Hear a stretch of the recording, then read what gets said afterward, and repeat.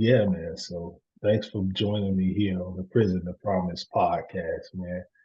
I don't know if you've had an opportunity to check out any of the amazing guests that have preceded you on the Prison to Promise podcast, but one of the things that everyone on this podcast has in common is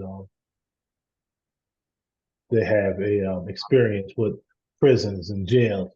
Many of us have been incarcerated. Many of us have gotten out of prison or jail and have gone on to do good things with our lives and impact our communities and our families. And so I've invited you to come on this show to share your experience of post-incarceration success with the listeners of the Prison to Promise podcast, with the host of inspiring somebody who's listening to your story to maybe identify with your story after getting out of prison or maybe while still in prison and saying, well, yo, his story sounds, maybe a little similar to mine. And he did it. So maybe I could put something together like he did and I could do it too. So we're trying to inspire people out there, where other people have forgotten. And so if you win it, I'd like to uh, invite you to introduce yourself to our leaders. And I mean, our leaders. Well, yeah, they are leaders, but they are listeners as well. I'd like to invite you to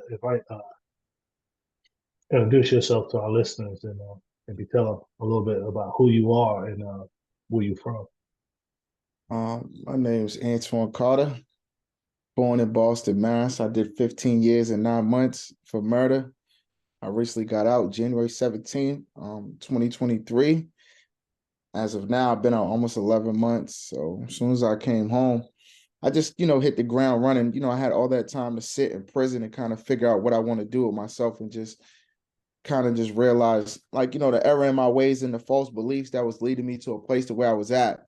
And if I wanted to transcend and move forward and not look back and forgetting those things that which are behind me and moving forward, I had to, change my way of thinking. So I just started to put together a vision board, things I wanted to do, found out, my gifts and my abilities to do certain things. And I just started formulating the plan. But it started in prison first. It didn't start when I got out, change start within. And it starts, from the day you realize, like, all right, I want to change and I want better things for myself. So that's the process. It starts then. That's the inception. And you just work towards it. So while I was in jail, I just started becoming an avid reader. And I always was inquisitive and asking questions. And then just, God, allow certain things to happen and certain people for me to meet and just ideas that come into my head. And I just went on like a writing campaign, a reading campaign. I started reaching out to different people. One of my things is writing. Yeah. I started writing like professors, just looking for like mentorship and just, I was on the process of writing my first book. When I got found guilty, I told myself, like, I made a promise, like, I'm gonna write a book. And, I just started getting into poetry.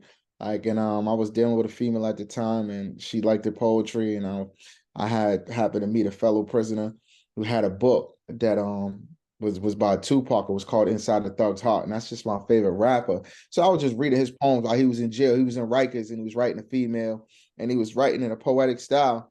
And it was just like him performing magic as I was reading. I'm like, damn, I want to do that too. And I just started to write and write. And then the girl I was dealing with, she started sending me books. And the CO at the time, he's like, he seen what I was trying to do. He overheard a conversation I was having with one of my peers. And he was like, oh, a book you should get is Maya Angelou's book. So it's like her poems. So I just got her anthology, all her poems, and I started getting different poets. And then she sent me a book by John Drury called Creating Poetry. And it just teaches the format of how to write poetry and how to like look at other writers that you look up to and model yourself after them, but at the same time keep your own voice so you don't become like a carbon copy of them. And that kind of book is transformed and took me to the next level. Yeah. And then Yeah. I just started like, all right, I'm gonna write a book. And I started going on a journey writing my book. And it took me like 4 years to get it to where I wanted to go because I was kind of just still formulating. I already had it done. I was in a hole for like 90 days when I first got convicted. And I was writing it. It was just like a collection of poems. And it was just like I was writing poems like three times a day. And I'm like, yeah, I just put it together. But it wasn't done though. Like if I would have rushed and like, let me get it out now, it would have been a horrible job. So I just, was, sharing myself and my ideas with prisoners. And it just kind of just, birthed itself and it just started refining the process and it just got better through time. Yeah. Yeah. Yeah. Eventually, I published it.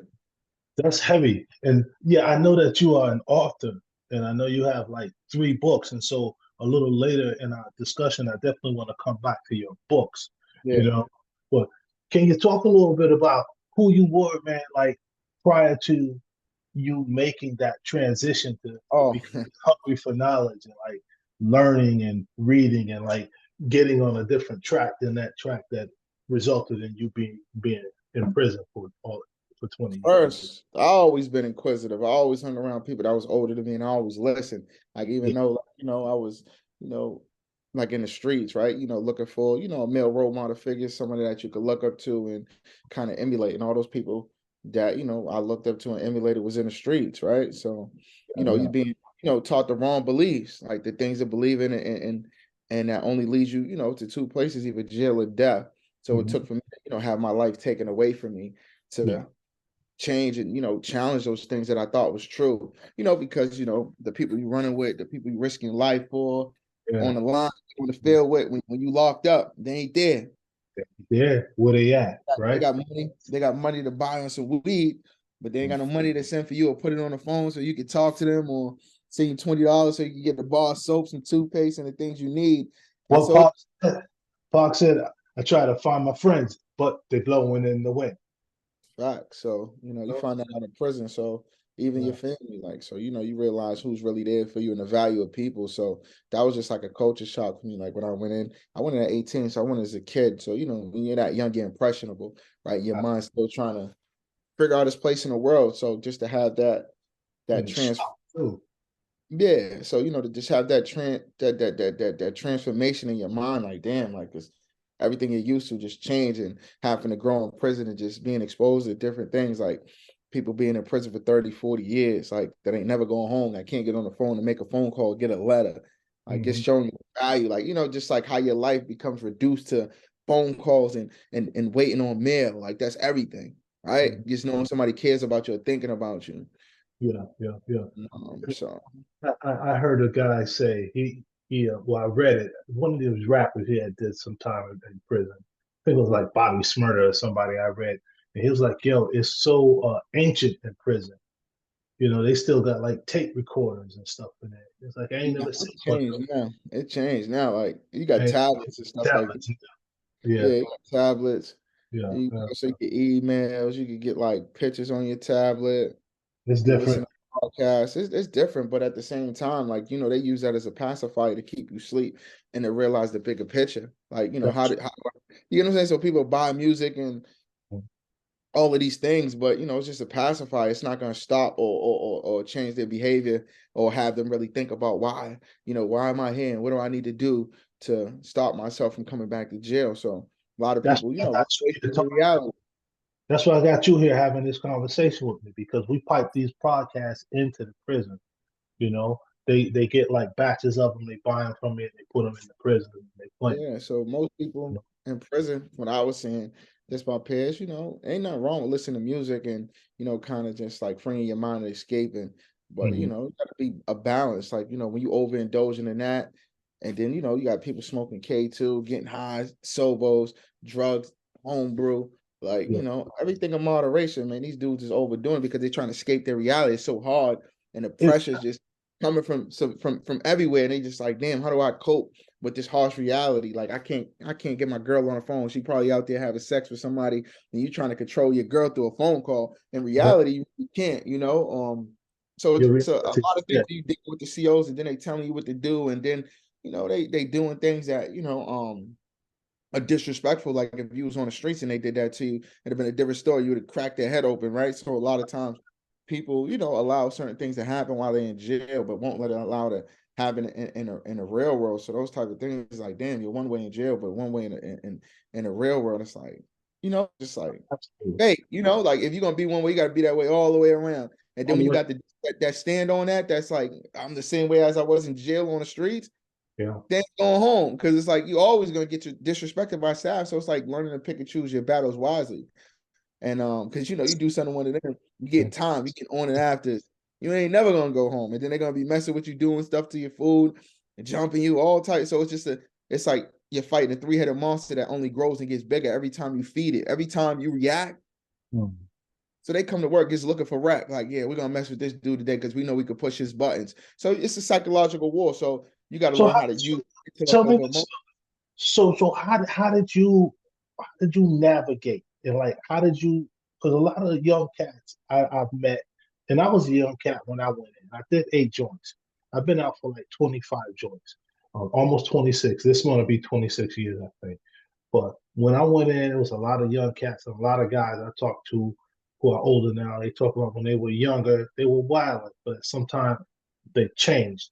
Um, and then they learned to navigate. At what point did you learn to begin navigating um, for survival and growth while you were in prison? Oh, man. So I think like my first 9 years, I did it in the max. I was always into some fist fights, getting into it with the COs. I was just like, for me, I'm like, if I gotta live here and I gotta die in here, like they're gonna have to deal with me. We're gonna have to coexist. Like y'all got y'all rules and I got my rules. I got certain things I'm not gonna bend on. Like, I like women. So, I used to flirt with the staff and all of that, just being Yeah, like, reckless. Like, like, man, I came in as a youth, they stole my youth. So it's like I gotta live. I'm not gonna conform 100% and just be a number. It'd be like a sheep just waiting for my number to be called, to be slaughtered. So, I always had that, like that kind of rebellious streak within myself. So that so led how to a lot of consequences? conflict. Huh? Well, you said conflict. I said consequences. Yeah, yeah, yeah. So, I went to the hole several times. I did over what, like 5 years in the hole, off and on. I did 2 years straight in the hole. But it Mm, was through that process I always knew. Like, I used to have conversations with, like peers, and they're like, damn, like your life's like fucked up. Like you always in the hole. You ain't even make it to lower security yet, man. Like, and I used to have those conversations within my mind as I'm sitting in solitude, like, yeah, I gotta kind of switch it up. So after mm, I had got charged for assault on the CO, and they just jumped me. They said I assaulted them. I'm just trying to protect myself. So, the person that controls the story, whoever writes the narrative controls it, right? I- So they wrote the D report saying I assaulted them. I ended up going to the hole for 2 years. I got charged with it. So as I'm sitting in the hole, I'm just reflecting on everything, right? Because now I'm sitting in a hole, 23 and 1. I ain't yeah. got no mattress in my cell. I ain't Mm. got no food. They tamper on my food, just everything. So it's just like, damn, now it's like everything I need, I got to get it through these people. Toilet paper, they denied me. Toilet paper, acting like I'm not asking for it. I'm reaching out to my lawyer. I got them coming up, taking pictures of me, just different things, just advocate. I'm like, all right, I'm going to just sue these people. And now I just start recording everything. Yeah, I wow. take a date log of everything, grievance, filing it. And, they got a camera. So I date in time, I asked the CO. Then I'm starting to get affidavits from my neighbors like, yo, I need you to write an affidavit. So I did that just thinking long term rather than just fighting in the moment. Because you got some dudes that I used to be in there with, like be in the same situation, and they'll just fight the move team. Like, I'm gonna just fight the move team and, get gassed and make Yeah, these dudes like yeah, like, make them have to respond and give me the stuff that I need. Like, I'm like, man, I'm not doing that, man. Like, I'm not gonna get sprayed down and get these dudes cheap free shots and knock my teeth out or something. I'm gonna just do it this way. So I went about it the intellectual way, and that's when the changes started. Like I realized I had to find God, man. And once I started giving myself to God and just started building a relationship with God, He started opening doors for me. Right? It didn't happen immediately. It still was a gradual process. I still was refining myself, and I had to like kind of change certain things about myself, like control my temper and just my tongue more so. Like, even though if I know something's being done wrong, like sometimes you don't need to always speak on it.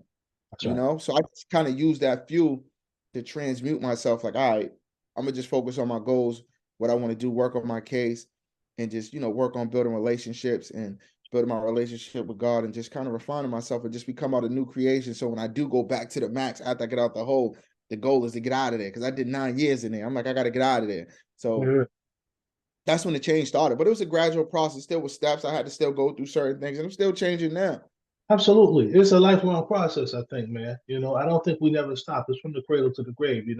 And sometimes we go forward and we go backwards and then we go forward again. But it's an ongoing process. It's the cycle of life, you Yeah. know. But what you're telling me is a beautiful struggle, man. And I'm hearing that transition, and when you transition, so in 2023 you got out. But being down in the hole is when you change. And what I was thinking about as you're talking about that was like when people find jewels and shit like in the mud or whatever, and they Yeah. clean it off, but they can't get it clean, and so they put it in the fire. They put it in Mhm. the hottest fire, and that fire burned all the bullshit off of it, Mhm. you Mhm. know. And then they pull it out, and they got that gem. And I think that that's what kind of happens to us when we find ourselves in prison and sometimes in jail in prison, which we call the whole SHU, restrictive housing, whatever they want to call it, But I think sometimes it's that pressure when we buy ourselves, when we only have ourselves, that we either come to a realization or we lose ourselves. So, there's a saying that I like. It's a quote. I love quotes because they're short, they get to the point, but it carries a lot of, kick to it, like as far as meaning, emphasis, right? It said a diamond is a piece of coal, right? That turns into a piece of diamond through the earth's pressure. So, it's a coal, literally, like it's in the earth's crust, and then the pressure of the earth, if it could withstand that, it turns into a diamond. So That's right. all that pressure I was going through in there and being in the earth, because I was in the belly of the beast and all that pressure, things trying to break me, that adversity, it just transformed me. If I could withstand the process and keep myself going forward and just having perseverance and being persistent, Absolutely. but trying to change my way of thinking, I'm Yeah. a transform. And so Yeah. that's what happened. I transformed. Well, that's deep, man. And something else, man, you said that really grabbed me too. And you said, I'm going to start working on my relationships and my relationship with God. So you double time that word relationships. Yeah. And, from my perspective, I've studied, like human sciences and whatnot, and relationships and counseling and whatnot. And one of the things I know about recovery is the thing about doing anything really is about the relationships that we keep with individuals who are in, I guess, like-minded positions or going in the direction we're going. When they talk about coming out of prison, they talk about having antisocial or pro-social associates, those associates who can help connect us to resources versus those who take us back to crime and so on and so forth. So I'm just digging what you were talking about, relationships. And I think that a lot of people don't understand that, especially as men. We want to be, dolo, I got this, I could do this. It's impossible to do it yourself. I used to be one of the dudes that think I could do everything myself, but you always gonna need somebody to get to where you need to go. They say people like bridges, you gotta cross them to get to where you need to go. All right. So as I was in prison, I went in at 18. I grew up, my great grandmother raised me. So that was like, my matriarch, that was my guardian. So that was my lifeline. She died, unfortunately, when I was in prison before I got out. So she didn't get to see me as a free man. And rest in peace to her. But so I knew for myself, like coming from a dysfunctional family, like, life wasn't gonna be the same if I ever did get out. And I knew I was gonna get out because I was just, staying on my case. I went to trial 3 times. I had a relationship with God. I talked to him. He told me I was gonna get out. So I was just keeping the faith, not knowing when. I didn't want to ask him when. And I'm like, God, I don't want to be getting out at 40, 50 years old. And they already took most of my youth. So I just never asked. I knew I was gonna get out and I just worked on it and just, asking to go home. Like, I'm ready to go home. I'm ready to, build your kingdom and be that light and just, walk in the narrow path and just, let my gift shine bright, for you. And Yeah, yeah. while I So was in there, go, I go realized back. life was gonna be different for me, right? So it's like, damn, I'm gonna have to go to program. I'm gonna have to, I'm not trying to live with no female. I'm trying to get my stuff together. Because most guys I know from just watching and asking questions and just listening, when they go home, they live with a female. Like I could have did that. I could have lived with a female and not got myself together. But we have a lot of resources being afforded to us that we got to take advantage of. When you come out of prison, you got to make the government, reparations, man, give you everything you back so you could be successful out here. You saying you want us to be successful, you don't want us to, reoffend and reduce the recidivism rate, then give me the things I need out here, the tools. So when I came home, I went to a hotel. I was in a hotel for free for 2 months before I actually got in the program that I am now. Now I just got, housing. I'm looking for a place right now as we speak. I've been contacting certain people. I got a realtor, so I'm about to have my own apartment within 11 months. So I only been home 11 months, and I'm ahead of a lot of dudes that have been out here 10 years, 15 years. They living off a chick. I got my own credit. My shit's at a 708. I got my passport. I'm about to go study abroad in the summer with my school. Dope. Italy. Wow. Like just doing things, just staying focused, man. Yeah, When you right. stay focused and you got a sense of direction, everything's gonna manifest. I got a car, like everything's just moving the way it needs to move. Y equals self, Y equals self. And as you're talking about all these wonderful things that are happening in your life, man, I'm hoping people who are incarcerated will hear this story and understand how this happened. Because one of the things you talked about earlier is you said, man, I started with a vision board. I had a vision board. I started picturing in my mind what I wanted. And I started putting it down, almost tangible. And from my time in prison, I also learned, you have to be able to almost see it, feel it, touch it from your prison cell, from the yard. And you got to believe that it's yours. And when you, like you said, are focused and when you have that plan, it begins to manifest. And when you And you have can the right people, reduce it. You could just reduce it on a small, on a negative aspect where people can relate to. Like, I used to be in prison, like, damn, I think I'm gonna get in a fight soon. And then I get in a fight. Like, you manifest your reality, man. The things you speak about, you call it to come to pass. You know? So it just flipping a switch and just, making it on a positive aspect. Like, even like with a female, like, yeah, I know I could get that fee. I'm gonna get that. I'm gonna get her number. I'm gonna take her out.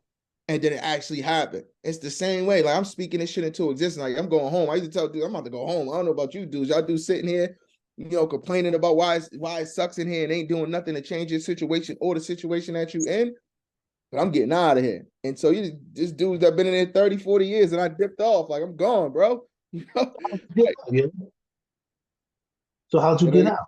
So how'd you get out? So through the appellate process, so my lawyer, I went to trial 3 times. So I had 2 hung juries, and then I got found guilty on my 3rd trial. So my case is unique. Like, anywhere within the judicial system, the issue that I had was that the only witness that they had was convicted of perjury on the case, for lying on the case. But then they said, under conviction of perjury, that, when it was understanding the 2nd trial, that the prosecutor made them say what they said, like tell the story that me and my co-defendant killed somebody, that they was never there. And then, the prosecutor went back up there trying to rehabilitate the witness. And then my lawyer's like, hold on, we got to get a lawyer for this. This case is over. They didn't want to dismiss the case or nothing like that. I ended up getting a hung jury. The jury heard the story about supposedly me and my Cody going on a throw ride to go kill somebody, revenge a shooting. And then the witness recanted after being on the stand for 4 days. And then still, right, they like, all right, we're going to let this person's prior testimony from the 1st trial when I got a hung jury come in the jury to bring that in the deliberation room. And my lawyer's like, if you do that, he gets a free trial. You can't do that. Right, The live test, this witness already testified. So what are you trying to do? You're basically trying to bolster the witness credibility by putting these trial testimonies from the 1st trial in as if it's fucking testimony, like as if it's facts. They already got it. You got to let them just deliberate and let them come to their own conclusion. They just watch this person testify and say that this thing happened, then recant it under the cross under the cross examination of the Commonwealth. Yeah. So what happened? And so then the 3rd trial, they end up putting a new prosecutor on. I got found guilty. They end up putting in things that didn't have nothing to do with the case, that I was convicted of a firearm before, that me and my co-defendant knew each other, that we used to get stalked in the neighborhood we grew up in. So everything but the kitchen sink. It didn't have nothing to do with the case. And then we got found guilty. So we end up flipping it over prosecutorial misconduct. This also them denying a black juror to sit on the jury. So it was a bunch of things we flipped it off. And then we had uncovered evidence we could prove the prosecutor in my case manipulated evidence to get a conviction. So that prosecutor that when we had this evidence on, we put it in under a motion for new trial, but the prosecutor was now a judge now. So when we went in front of the judge to get the judge to rule on it, she's like, I can't assess the credibility of a colleague. Right. So they was playing games and they ended up putting a juvenile judge on it to rule on a capital punishment. Juvenile judges don't deal with capital punishment cases. They did a lot of bass act stuff. Yeah, they was prolonging it, bro. So we end up like, fuck it, we just gonna do our direct appeal, did it and we flipped it. But so they didn't even make a ruling on the evidence we had. And then so when I flipped it, I go to county jail, I'm asking for a bail. I got professors, like several professors and several people writing letters for me to have, ties to the community. Like, yo, listen, we're invested in this person succeeding out here, and we're gonna make sure he's good. He's already changed. He's already like, they calling me a scholar and all. So they got these letters, but they didn't want to let me out on bail. And I know people that got out, like overturned their case and got out on bail, and they was in the joint selling drugs and everything. I'm like, damn, I got all these people advocating for me. I'm showing all the work I was doing and all of that. And they like, nah. So I was sitting in jail and I had to go to trial. And then right before for 20 Jones. You've been gone for 20 Jones. Come on, give up right.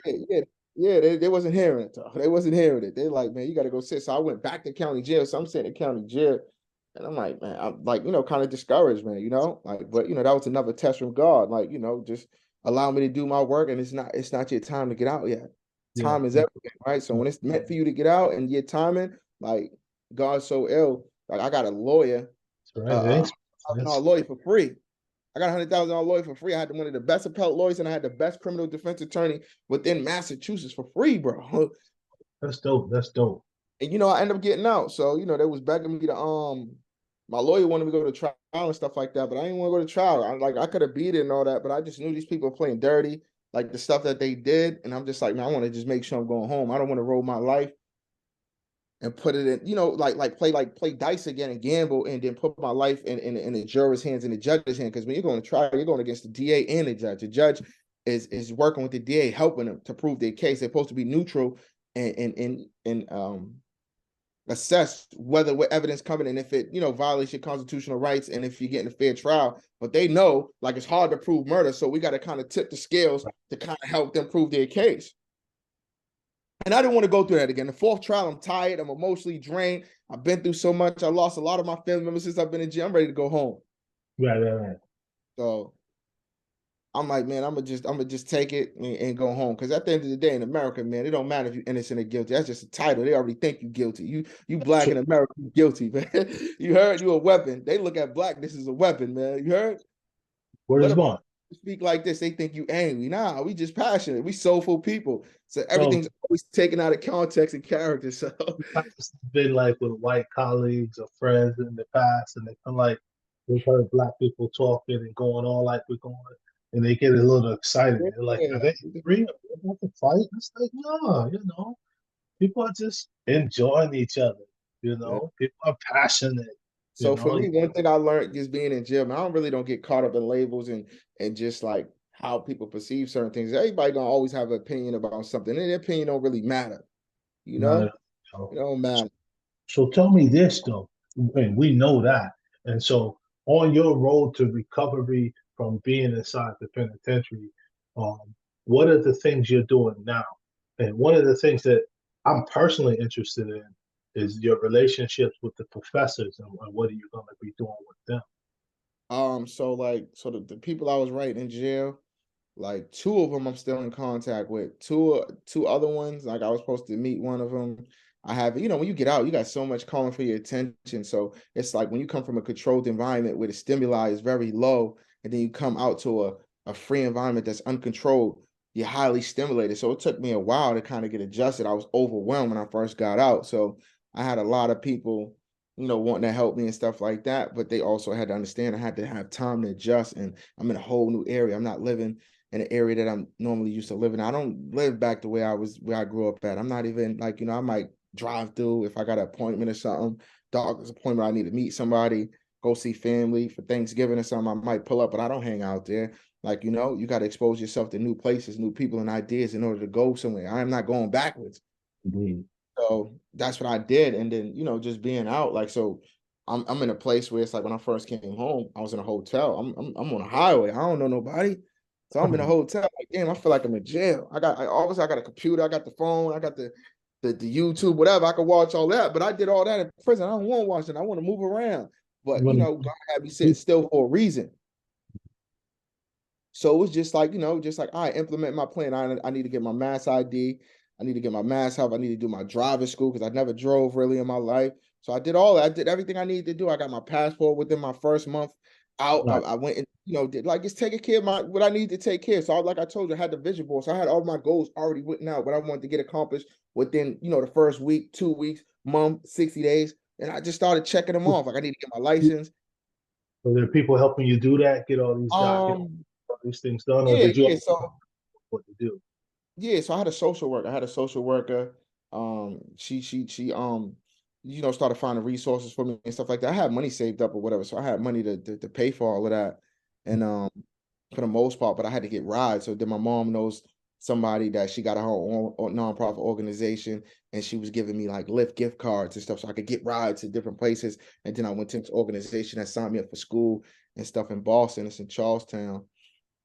And I just started, little by little, just attacking little things that I need to do. Like, I don't want to go to school, so let me enroll now.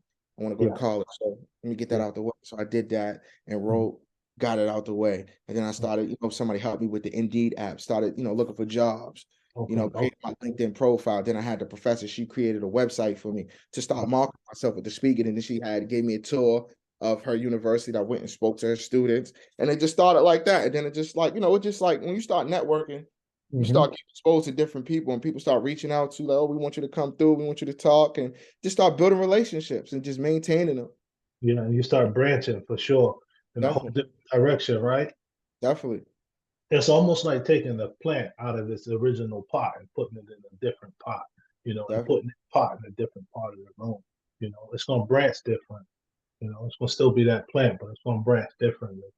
You know, that's a beautiful story, man. And yo, so we coming up on the end of our time together. It's been wonderful listening to your story, brother. But before we go, I need you to talk a little bit about your books and about how people can contact you and get your books. So there's two ways you could contact me.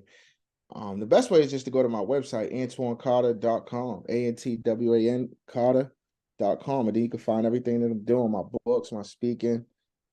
And my books is like I wrote two poetry books, and then I wrote a novella called Sacred Lotus, which is the concept is about a young girl from Jerusalem. She has a dream inside her heart to unlock the secrets of the universe, and she ends up meeting an oracle who teaches her the secrets of the universe contained in a lotus flower.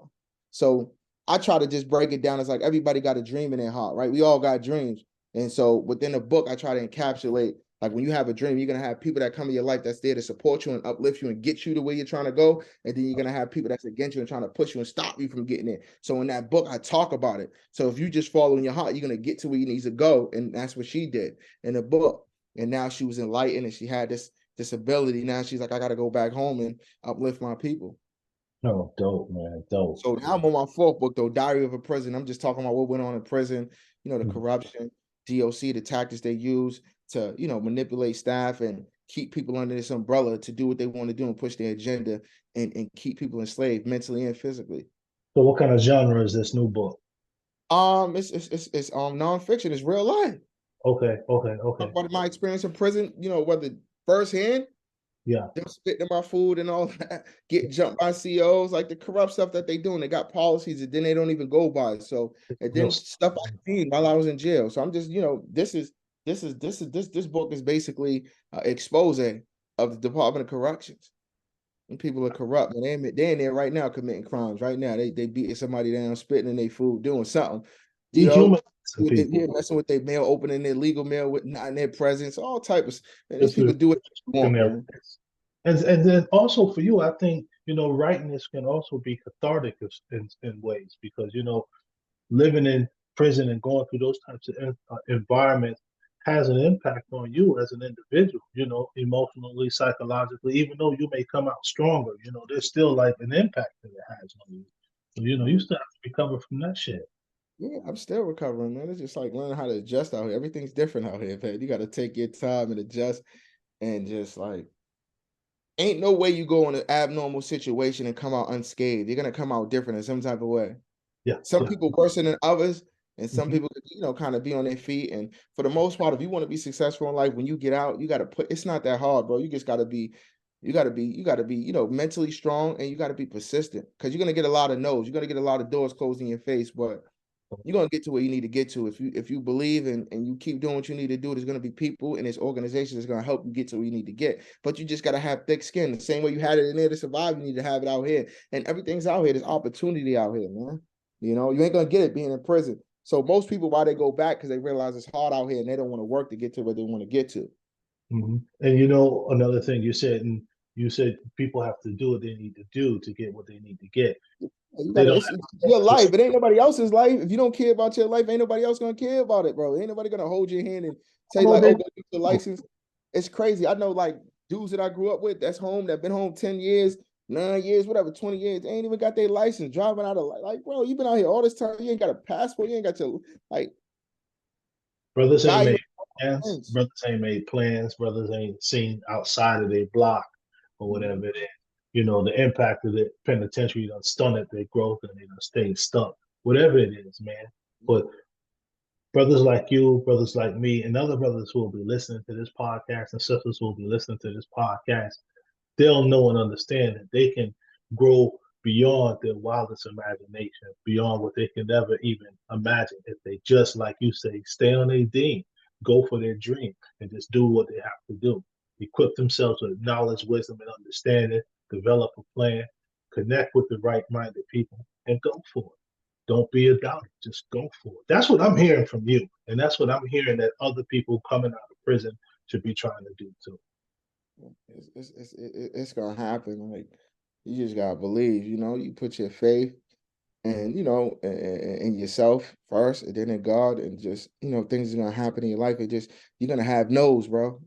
Ain't no way things are just gonna be handed to you. Anything gets handed to you is not appreciated, you Yeah. ain't gonna appreciate it. It's not, you get what I'm saying? So it's just like, It's like lifting weights, yo, or doing calisthenics. You got to have that resistance to build resilience, to build muscle, to build endurance, to build, fitness, mass. So without that endurance, without that resistance, you won't build the know-how, the knowledge. definitely. So, yo, we coming up on the end, man. I want to ask you one more time. Shout out your book. Tell people how they can reach you. Again, AntwanCarter.com. You can find my books on Amazon. Sacred Lotus, Sacred SACRED, Lotus, like a lotus flower. Cartier Rose, one of my poetry books, and the story of 1,000 petals. Yo, with that, I'm gonna call it a wrap. It's been a great time talking with you, brother Antwan. I appreciate your time, your knowledge, your wisdom, and your insights. Definitely. Yo, brother, before we go, can I find your bio on your website? Or, Yeah, all right, can I find a headshot of you on that website too? yeah, photo, yeah, definitely. Okay, so when I go there, I'll take some stuff from there and I'll craft it up and make just a quick flyer and make a quick, maybe just a little snippet of your bio, and put it on the introduction. But before I broadcast anything, I'll email it to you so I could get you okay on it. Definitely. I appreciate it.